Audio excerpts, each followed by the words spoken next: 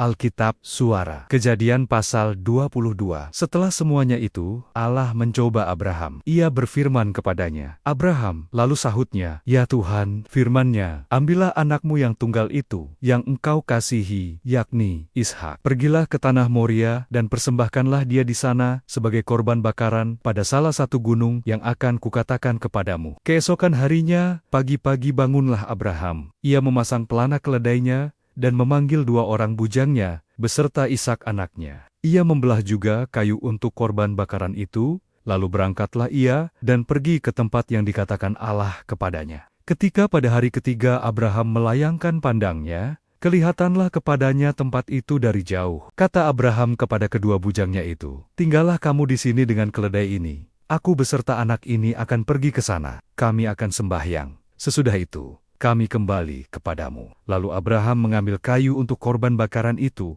dan memikulkannya ke atas bahu Ishak anaknya. Sedang di tangannya dibawanya api dan pisau. Demikianlah keduanya berjalan bersama-sama. Lalu berkatalah Ishak kepada Abraham, "Ayahnya." "Bapa," sahut Abraham. "Ya anakku." Bertanyalah ia, "Di sini sudah ada api dan kayu, tetapi di manakah anak domba untuk korban bakaran itu?" Sahut Abraham, "Allah yang akan menyediakan anak domba untuk korban bakaran baginya, anakku." Demikianlah keduanya berjalan bersama-sama, sampailah mereka ke tempat yang dikatakan Allah kepadanya. Lalu Abraham mendirikan mezbah di situ, disusunnyalah kayu, diikatnya Ishak anaknya itu, dan diletakkannya di mezbah itu, di atas kayu api. Sesudah itu, Abraham mengulurkan tangannya, lalu mengambil pisau untuk menyembelih anaknya. Tetapi berserulah malaikat Tuhan dari langit kepadanya, "Abraham, Abraham," sahutnya. "Ya Tuhan." Lalu ia berfirman, "Jangan bunuh anak itu, dan jangan kau apa-apakan dia. Sebab telah kuketahui sekarang,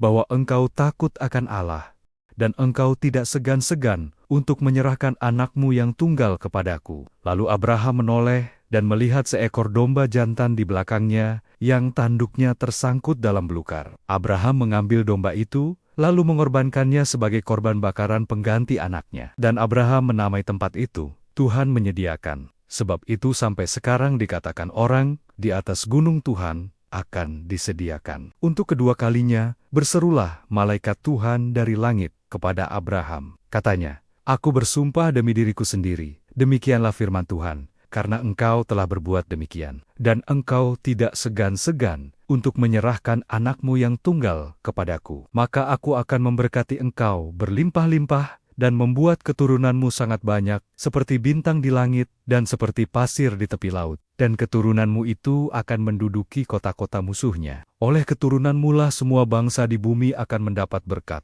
karena engkau mendengarkan firman-Ku." Kemudian, kembalilah Abraham kepada kedua bujangnya, dan mereka bersama-sama berangkat ke Berseba. Dan Abraham tinggal di Berseba. Sesudah itu Abraham mendapat kabar, juga Milkar telah melahirkan anak-anak lelaki bagi Nahor saudaramu, Uz anak sulung, dan Behus adiknya, dan Kemuel ayah Aram, juga Keset, Hazo, Pildas, Idlaf, dan Betuel. Dan Betuel memperanakkan Ribka. Kedelapan orang inilah dilahirkan Milka bagi Nahor saudara Abraham itu. Dan gundik Nahor yang namanya Reuma melahirkan anak juga, yakni Tebah, Gaham, Tahas, dan Makkah.